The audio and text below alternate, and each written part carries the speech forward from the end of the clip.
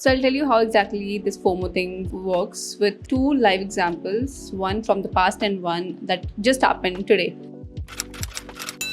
So our maid, she comes daily and in the morning she washes and she cleans the house basically. She works in a couple of houses in her apartment complex. And yesterday she came asking for some money for mangoes because it's mango season. And because we did not have any cash, so we said, come tomorrow, we'll give you tomorrow. Okay. So today she again reminded me and I was like, we still do not have cash because we forgot. Anyways, the point is, she was saying, who will I ask for money if not you guys and all. But one line that she said to me, which really struck, and that really made me feel guilty, was the fact that how other people have given her the money. We are the only ones who haven't given her any money for mangoes. She was trying to guilt trip me into, you are the only guys who haven't given me any money, and you better give me money as soon as possible. Now it's in my head, and now I will remember, to give her the money.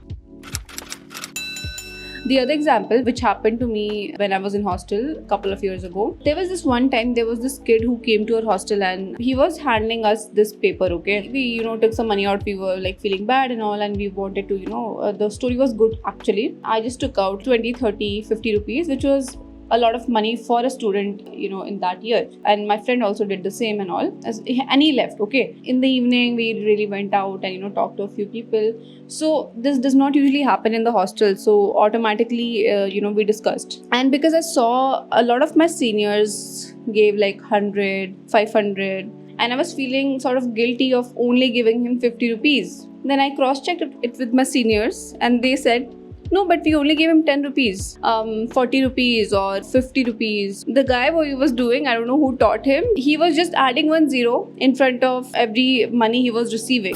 So let's say he was receiving 40, he was writing 400. Okay? So the next person who was seeing the amount of money which other people have given, because of that FOMO, he extorted or somehow made me pay him 500 rupees. Sorry, 50 rupees.